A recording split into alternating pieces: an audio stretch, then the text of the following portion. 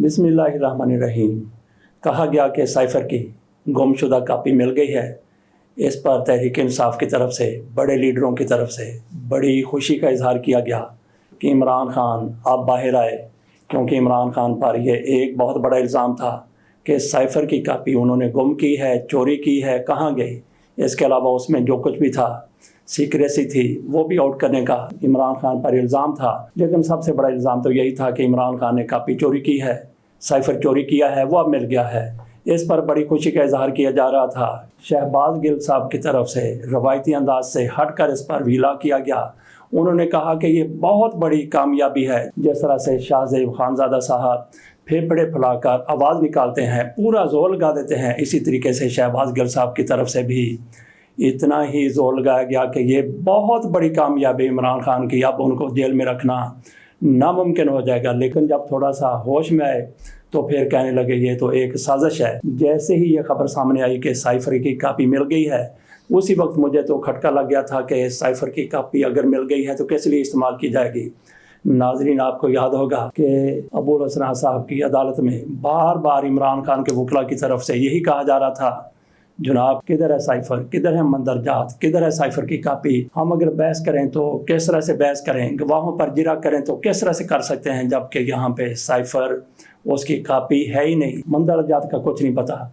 तो उसके बाद फिर यही होना था, साइफ़र को किसी न किसी तरीके से अदालत में लाया जाना था, और यही कुछ हुआ। कल तक जो इसको कह रहे थे कि बहुत बड़ी कामयाबी है, आज वो थोड़े से धीमे लहजे में कह रहे हैं ये तो एक साजिश होगी, अब ये अदालत में पेश की जाएगी और इमरान खान के ख़िलाफ़ इसको इस्तेमाल किया जाएगा। इससे इनकी दानिश का अंदाज़ा किया जाना चाहिए कि जैसे इनको पता चला कि साइफ़र की कापी मिल गई है, कहीं से खबर आई साइफ़र की कापी मिल गई है, तो पीटीआई के कुछ लीडरों की तरफ से इस पर खुशी से उछल कूद करना शुरू कर दी गई। जब ये पता चला कि किन मकासद के लिए कापी बाहर लाई गई है, तो अब ये शर्मिंदा सा होकर कह रहे हैं कि ये तो साजिश हो गई है। बहरहाल पेट्रोलियम की कीमतों में बड़ी कमी का इम्कान था। कहा जा रहा था कि 83 रुपये फ़ी लीटर कमी कर दी जाएगी, लेकिन ये हुकूमत, निगरान हुकूमत, एक बार काफ़ी बड़ी कमी के बाद दहल कर रह गई है। अब ये अवाम को रिलीफ देने के लिए तैयार नहीं है। जैसा कि पूरी दुनिया में पेट्रोलियम की कीमतें कम हो रही हैं, कहा यह जा रहा था कि 83 रुपये फ़ी लीटर कमी कर दी जाएगी। अगर 83 रुपये फ़ी लीटर कमी नहीं होती तो फिर 40 रुपये फ़ी लीटर कमी तो ज़रूर होगी। लेकिन इस हुकूमत की तरफ से पेट्रोलियम की कीमतों को बरकरार रखा गया है। उम्मीद ये दिलाई जा रही है कि हो सकता है कि यकमुश्त यही हुकूमत कमी कर दे, 15 नवंबर को 100 रुपये फ़ी लीटर कमी कर दे। जो कि अनहोनी चीज़ नहीं है। हुकूमत ने अपनी तरफ से कोई रिलीफ नहीं देना। जिस तरह आलमी मार्केट में पेट्रोलियम की कीमतें कम होती हैं, ज़्यादा होती हैं, उसी मुताबिक पाकिस्तान में अमूमन, हमेशा नहीं, अमूमन रिलीफ दिया जाता है। ये हुकूमत 100 रुपये फ़ी लीटर कमी कर सकती है। नाज़रीन, आपको याद होगा कि कोरोना के दौर में अमेरिका की तरफ से ये कहा गया था कि हमारे पास इतना ज़्यादा पेट्रोल है, उसकी खपत नहीं है, जिसने ले जाना वो फ्री ले जाए। कई ममालिक ने इस सहूलत से फ़ायदा उठाया था, इस पेशकश से फ़ायदा उठाया था, लेकिन पाकिस्तान के पास, हमारे पास ज़ख़ीरा करने की इतनी जगह नहीं थी। बहरहाल आज सूरत हाल ये है कि इसराइल और फ़लस्तीन जंग है, उस वजह से पेट्रोलियम की कीमतें बहुत ज़्यादा गिर गई हैं। तो ये रिलीफ देखते हैं कि ये हुकूमत आवाम को कब देती है। थोड़ी सी बात कर लेते हैं तारिक जमील साहब के हवाले से। वो अपने बेटे की मौत की वजह से बहुत ज़्यादा, इंतहाई ज़्यादा सदमे से दो चार थे। उनके लिए एक और सदमा भी खड़ा करने की कोशिश की गई इंतज़ामिया की तरफ से, मकामी इंतज़ामिया की तरफ से। उनके बेटे की खुदकुशी को लेकर तहकीकात करने वाले अदारे आ गए। कहा जाने लगा कि हम तो पोस्टमार्टम करवाएंगे, हम तो तहकीकात करेंगे, इसके पास असला कहाँ से आया, ये कैसे हो गया, वो कैसे हो गया। मौलाना तारिक जमील साहब बेटे की मौत के सदमे से दो चार थे, उनके लिए एक और सदमा खड़ा कर दिया गया। लेकिन तारिक जमील साहब चूँकि बहुत बड़े आदमी हैं, उन्होंने किसी से कुछ कहा या नहीं कहा, लेकिन ऊपर तक खबर पहुंच गई, ऊपर तक मामला चला गया, तो वहीं से कंट्रोल कर लिया गया। वही इंतज़ामिया जो मौलाना तारिक जमील के लिए ये मामला खड़ा कर रही थी, उनको एक और दुख से, एक और तकलीफ से दो चार करना चाहती थी, जानबूझकर ये जो कुछ भी है। तो जब ऊपर से आर्डर आया तो ये इंतज़ामिया बिल्कुल झाग की तरह बैठ गई। मौलाना तारिक जमील साहब एक और सदमे से दो चार होते होते बच गए। ہمارے دوست ساجد خان صاحب جنازے میں شرکت کے لیے گئے تھے، ان کی طرف سے یہ بتایا گیا وہاں پہ لوگوں سے جب باتیں ہوئیں، وہ کہتے ہیں کہ جنرل قمر جاوید باجوہ صاحب بھی تعزیت کے لیے آنا چاہتے تھے، جنرل عاصم منیر صاحب کی طرف سے بھی تعزیت کی گئی، وزیر اعظم کاکڑ نے بھی طارق جمیل صاحب کو فون کر کے تعزیت کی۔ اس کے علاوہ بھی میاں نواز شریف، میاں شہباز شریف، عمران خان تو خیر جیل میں ہیں، بڑے بڑے لیڈروں کی طرف سے طارق جمیل صاحب کے ساتھ تعزیت کی گئی۔ جنرل قمر جاوید باجوہ صاحب وہاں پہ جانا چاہتے تھے، لیکن مولانا طارق جمیل صاحب کی طرف سے ان کو کہا گیا کہ ٹھیک ہے آپ آ جائیے، لیکن بہتر ہے کہ میڈیا کو خبر نہ ہو۔ تو جنرل قمر جاوید باجوہ صاحب کسی بھی دن کسی بھی وقت مولانا طارق جمیل صاحب کے پاس جا سکتے ہیں۔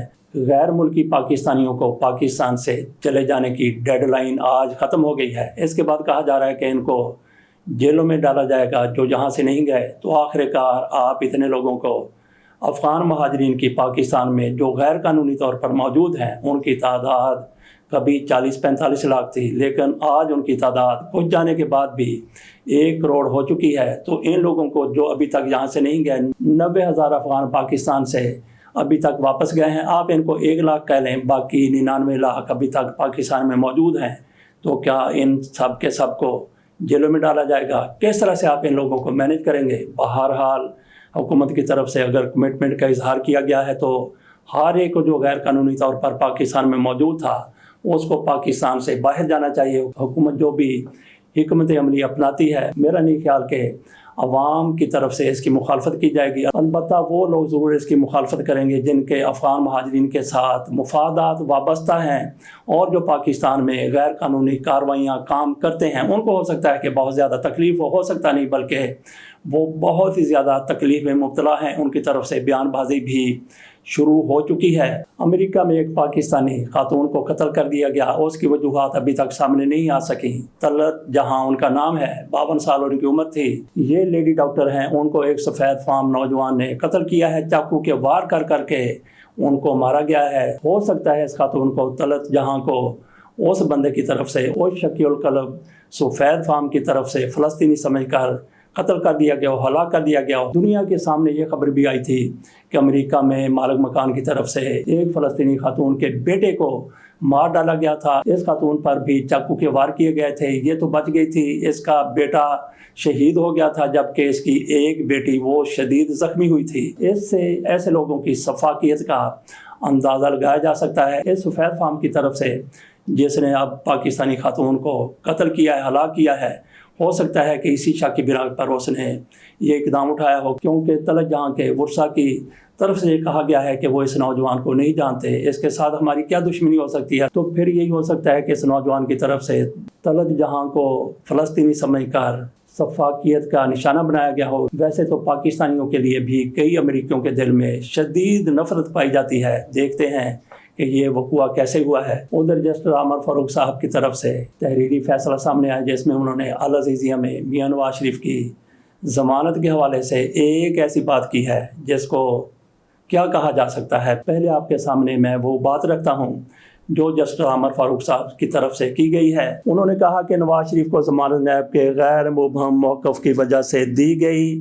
نیب نے کہا نواز شریف کی گرفتاری نہیں چاہیے، پراسیکیوٹر جنرل نیب نے اپیل بحالی کی مخالفت نہیں کی۔ یہ تو ایک نارمل سی بات ہے، لیکن انہوں نے جو مضحکہ خیز بات کی ہے ان کی طرف سے فرمایا گیا، کہا گیا پنجاب حکومت کے سامنے نواز شریف کے وکلاء نے کہا وہ صحت کی خرابی کے باعث جیل میں نہیں رہ سکتے۔ میاں نواز شریف صاحب کے وکلاء کی طرف سے نگران کابینہ کے سامنے، پنجاب کابینہ کے سامنے کہا کہ میاں نواز شریف صاحب کی ایسی صحت ہے کہ وہ جیل میں نہیں رہ سکتے۔ تو مجرم ملزم نہیں، وہ کہہ رہا ہے کہ میں جیل میں نہیں رہ سکتا کیونکہ میری صحت خراب ہے۔ باقی جتنے بھی بیمار قیدی ہیں وہ جیل میں کیسے رہ رہے ہیں؟ اس سوال کا جواب کیا جسٹس عامر فاروق صاحب کے پاس موجود ہے۔ ہمیں یاد آ گیا پاکستان کے سابق چیف جسٹس، وہ چیف الیکشن کمشنر بھی رہے اور پاکستان کے وہ قائم مقام صدر بھی کبھی کبھی ہوا کرتے تھے، جناب جسٹس ارشاد حسن خان صاحب۔ ان کے گھر میں چوری ہو گئی، انہوں نے اپنے ہی ملازم پر اس چوری کا الزام لگایا، ان کے ملازم کو گرفتار کیا گیا، تو یہ بات اوپر کے ایوانوں تک بھی پہنچ گئی۔ تو آپ اندازہ کر سکتے ہیں کہ